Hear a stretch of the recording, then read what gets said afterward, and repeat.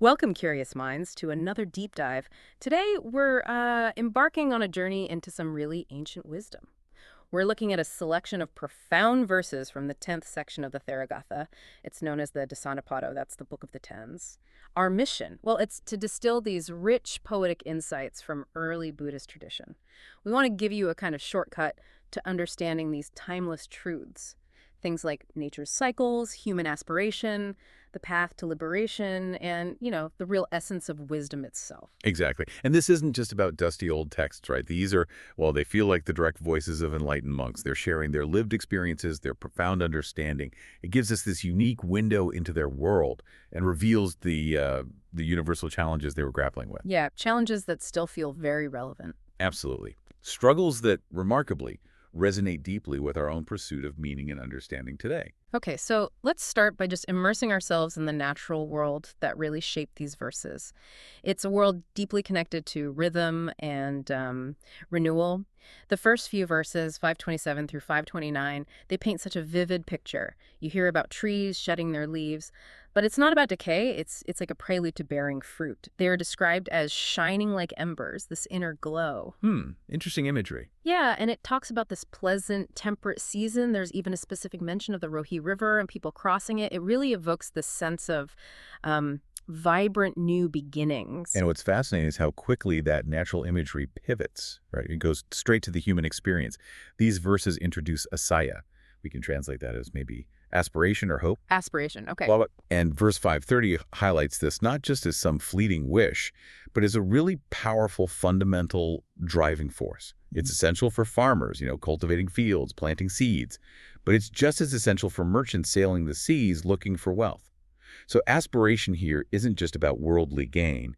It's presented as the initial spark for any profound transformation. Even spiritual transformation. Yes, even spiritual liberation. It shows how even quite mundane acts can be imbued with a higher purpose. And what really struck me is how this rhythm isn't just seasonal. It echoes through human effort, too. Verse 531 talks about sowing repeatedly, divine rain falling repeatedly, farmers tilling repeatedly. A repetition. Exactly. Wealth returning to the kingdom repeatedly. It's this constant rhythmic flow. And then the cyclical nature extends to human interaction in the next verse, 532. Beggars asking repeatedly, donors giving repeatedly, and those donors repeatedly giving specifically to attain heaven. Right. It connects the earthly cycle directly to a spiritual goal. It shows how persistence fuels the outcomes you want. Precisely. This emphasizes that message of persistence, that consistent effort, whether it's in farming or business or generosity, it leads to predictable outcomes.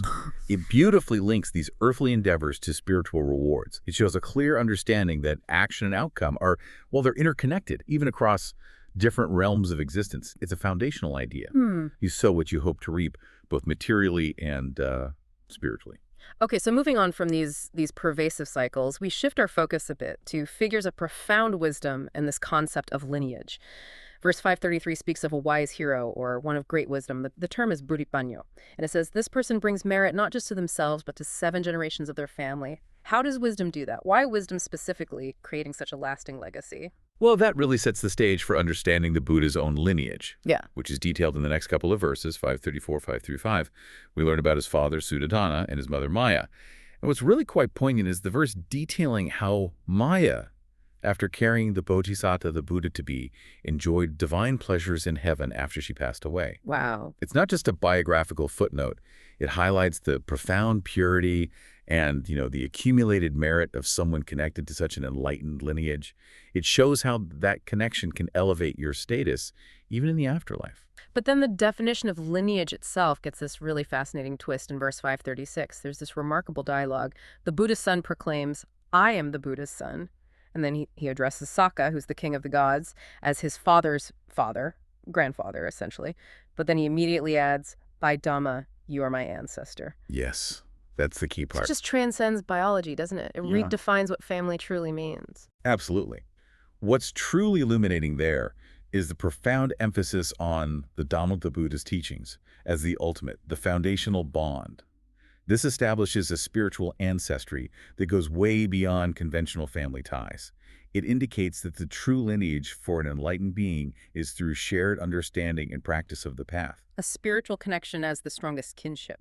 Exactly. That's the enduring connection. So from these broader ideas of wisdom and lineage, we now dive into a really personal journey.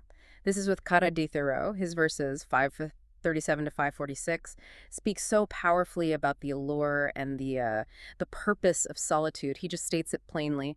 Dwelling alone in the forest is immensely comfortable. But why? Why is isolation comfortable? Well, he elaborates on that motivation. It's about entering the forest that the Buddha praised, a place specifically conducive for a monk dedicated to meditation. That's in verse 538. And he paints this vivid picture of the ideal environment. It's delightful, he says, frequented by intoxicated elephants. Intoxicated elephant. Yes, it suggests a wild, untamed nature, perhaps, but also maybe a place undisturbed by humans. He mentions the cool, flowering Seta Grove, mountain caves for bathing and walking alone. This isn't just a pretty landscape. It's a setting that actively supports deep practice. It minimizes distractions and maximizes the potential for insight. You can almost feel the deep yearning in verse 541. When shall I dwell alone, having accomplished my task free from defilements? It's such a profound aspiration for, well, complete liberation. And his commitment is really striking in the next verse, 542. May my intention to act thus succeed. I myself will accomplish it. No one else is another's maker. That highlights the radical self-responsibility in this path, the recognition that liberation is ultimately an individual task. Right, nobody can do it for you. Exactly. He then states in 543 that he'll enter the forest and just not leave until all defilements or us, those mental pollutants like greed, hatred, delusion, are completely eradicated. And then there's this incredibly powerful image in 544, sitting on a mountaintop, cool breezes, literally smashing ignorance. Smashing ignorance, wow. It's not passive reflection, is it? It's an active, determined confrontation with the very root of suffering. So this intense discipline, this single-minded focus, it leads to what Kadeya describes as the bliss of liberation in the final verses, 545, 546. He dwells in delight like a full moon, all defilements destroyed, ensuring no future rebirth. It's the culmination of all that effort, resulting in complete and utter freedom. A powerful testament to the path. Okay, shifting gears slightly again. Ekavihārio Thoreau offers some sharp insights on the practical power of wisdom. Verse 547 emphasizes foresight. Someone who foresees both benefit and harm is impervious to critics, whether they mean well or not. It speaks to this deep, grounded understanding that lets you navigate the world without being easily swayed. Knowing yourself, knowing your path. And this connects beautifully to cultivating mindfulness of breathing, anapanasati. Verses 548, 549 tell us that when this practice is perfected, developed as the Buddha taught, the mind becomes utterly pure. It illuminates the world around it, like the moon freed from clouds. That's a lovely image. Isn't it? And it's not just about relaxation. It's about achieving an inner clarity that transforms how you perceive everything, seeing reality without distortion. And this internal clarity, this radiance, it leads us to the profound value placed on wisdom, paññā, over just material wealth. Verse 550 states that a wise person can live even if they lose all their wealth. But a wealthy person without wisdom, they can't truly live. That's quite a statement. It is. Verse 551 goes further. Wisdom is key for discernment. It brings fame and honor, and it lets you find happiness even when things are tough, amidst suffering. It's presented as the ultimate self-sustaining internal resource. And this deep wisdom helps us confront, well, the stark reality of existence. Mahakapino Thoreau reminds us in 552, 553. Birth is inherently tied to death. This isn't some shocking new truth, every being born is destined to die, but the Theragāthā uses this stark reality to challenge our most ingrained emotional responses, especially mourning. Right. The verses then directly challenge how useful mourning actually is. Verse 554 says, crying for the dead brings no benefit, no good reputation, no praise from spiritual teachers. It just doesn't achieve anything practical. A very pragmatic view. Extremely. And 555 emphasizes the downsides. It harms your eyes, reduces your energy, makes your enemies happy while your friends are unhappy. It's presented as a drain in every sense, not judging the emotion itself maybe, but assessing its outcome. So that raises an important question. If mourning isn't beneficial, what is? Therefore, verse 556 concludes, it's highly desirable to have wise and learned people in your family, in your community. Their wisdom helps you navigate life's challenges, like a strong boat crossing a swollen, turbulent river.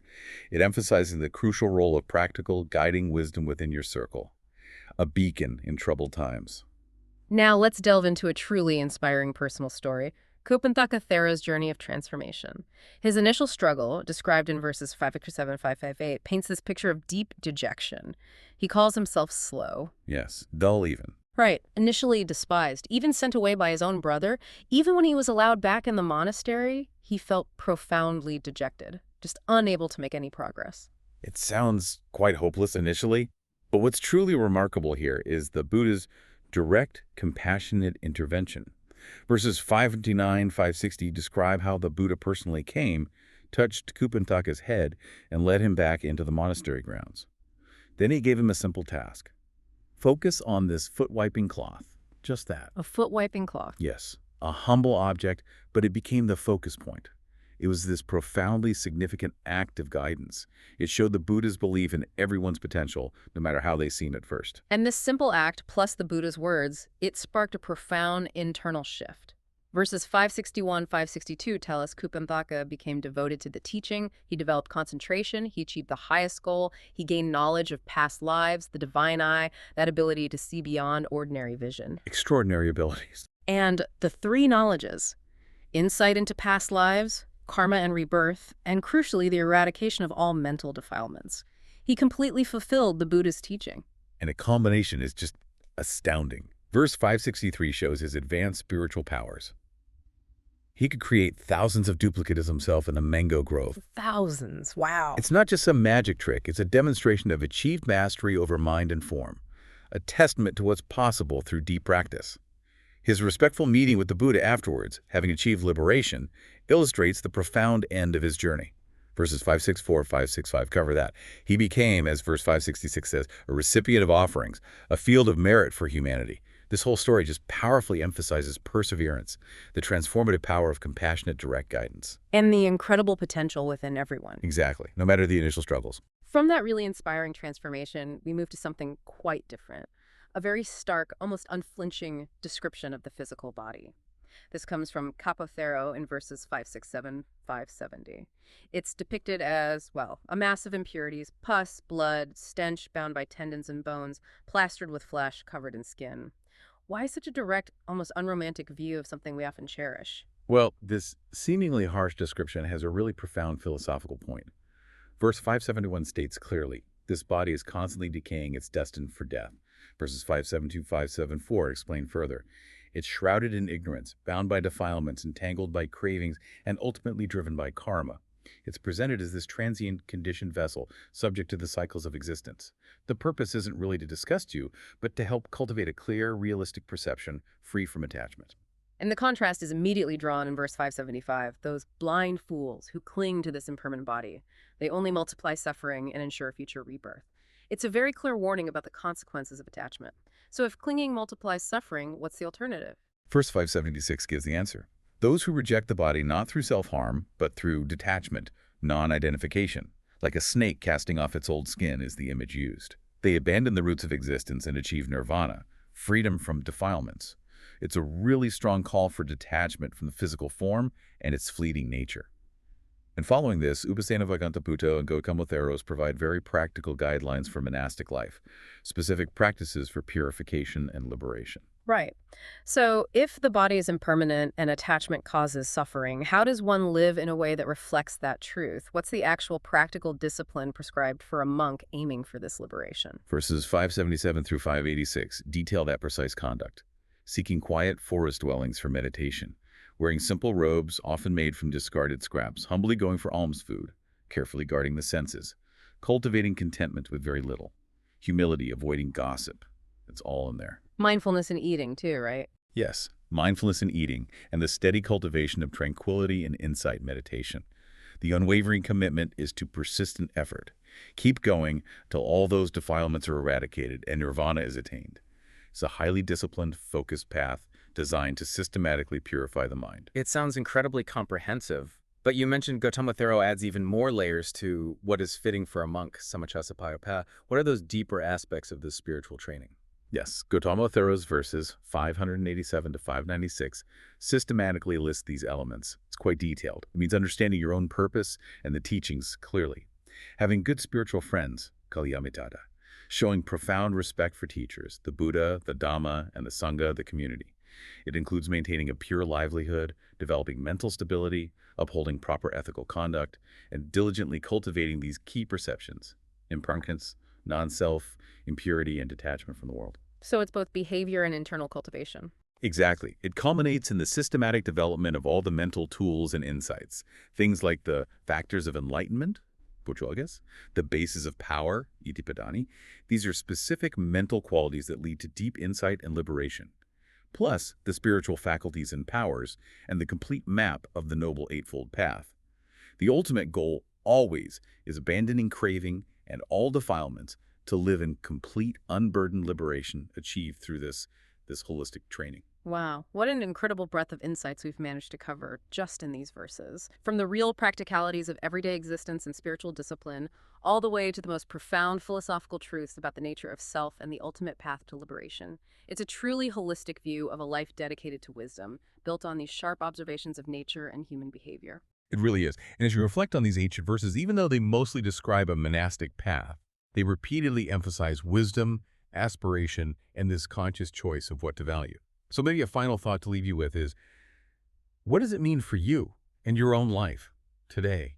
How do you cultivate wisdom as these elders did, not just acquiring facts, but really discerning what truly matters amidst the constant flood of information and attachments? How might the wisdom gleaned from these verses guide your own pursuit of knowledge and understanding? How can it help you navigate the complexities of your world with perhaps greater clarity and purpose?